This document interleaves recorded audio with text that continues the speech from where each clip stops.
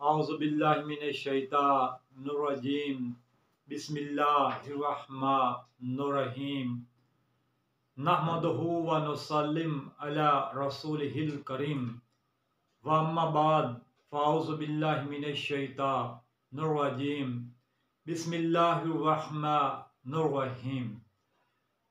मेरे मुसलमान भाइयों, दोस्तों, हम वतनों व मोअज़्ज़ज़ नाज़रीन कराम, मैं आपको बताना चाहता हूँ कि जब मुसलमानों ने हिजरत हबशा की तो मुसलमान चंद थे जो कि नजाशी के दरबार में थे। उस वक़्त कुफार मक्का का भी एक वफ़द था जो को नजाशी के बादशाह उसके दरबार में हाज़िर था। अब कुफार ने यह कहा, नजाशी को यह कहा कि आप इनसे पूछिए कि इनका हज़रत ईसा अलैहिस्सलाम के बारे में अकीदा क्या है, ख्याल क्या है, इत्तकाद क्या है।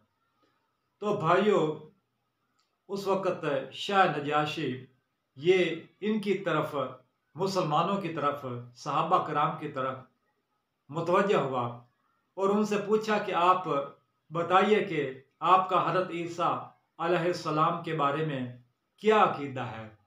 तो हज़रत जाफ़र तैयार जो कि हुज़ूर पाक सल्लल्लाहु अलैहि वसल्लम के चचा ज़ाद भाई थे और हज़रत अली करमुल्लाह वजह के भाई थे, इन्होंने सूरत मरियम की तिलावत फरमाई। जब तिलावत फरमाई तो नय्याशी बादशाह ने देखा कि अब तुरायत में और अंजील में और कुरान पाक की जो आयात हैं इनमें बड़ी ममासलत है, इनके मज़ामीन एक जैसे हैं, इसकी रूह एक जैसी है, इसके हालात और वाक़यात और इनके हक़ाइक़ एक जैसे हैं।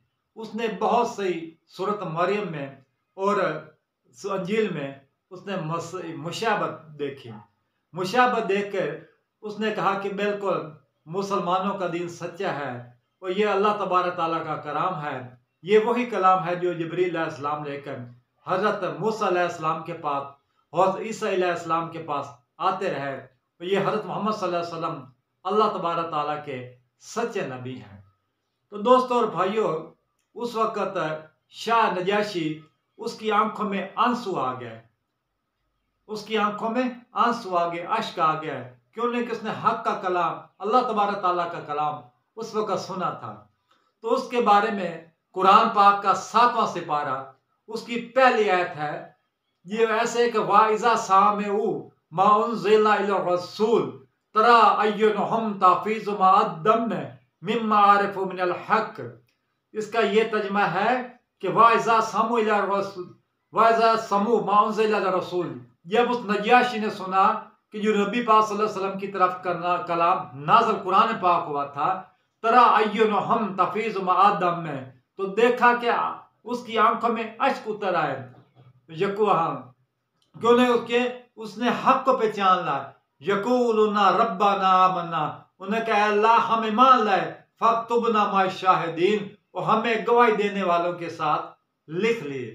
तो ये दोस्तों इस 7वें सुपहरे की जो उससे पहले आयत है ये बादशाह हबशा नजाशी के बारे में ये है। तो इनके मुफस्सरीन ये बता सकते हैं कि ये बिल्कुल उसी के बारे में है। और अहले इल्म जो कि हर रोज़ कुरान पाक पढ़ते हैं, तफसीर का इल्म रखते हैं, वो इंशाअल्लाह ताला मेरे इस मौक़िफ़ के साथ तईद करेंगे। तो शाह हबशी के बारे में, उसके बारे में यह आयत है, 7वें सुपारे की पहली आयत, ये शाह हबशा के बारे में है।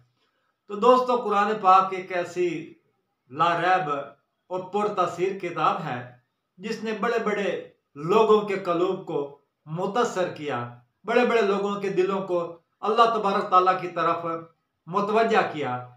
इरशाद रब्बानी है, लौ अंज़लना हाज़ल कुरआन अला जबलन लरअयतहु खाशिअन मुतसद्दिअन मिन खश्यतिल्लाह, कि अगर हम इस कुरान को पहाड़ों पर नाज़िल करते तो अल्लाह तबारक ताला के खौफ और खशियत से ये लरस जाता और उसके पारा रेज़ हो जाता।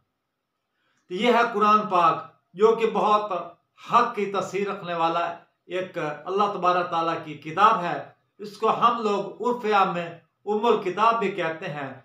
तो कुरान पाक का ये लुग़वी मानी है कि ऐसी किताब जो बहुत ज़्यादा कसरत के साथ दुनिया में तलावत की जाए उसको हम कुरान कहते हैं। कुरान निकला है किरात से। किरात का मतलब है कि तिलावत करना। वाइजा किरातल कुरान फस्ताइज़ बिल्लाहि मिनश शैतानिर रजीम। और जब तुम कुरान पाक की किरात करने लगे, तिलावत करने लगे, तो अल्लाह तबारक ताला से मरदूद शैतान, रांदे हुए शैतान से आपने पनाह मांगा करो। तो दोस्तों ये है कुरान पाक और वमा अलैना इल्लल बुलागुल मुबीन।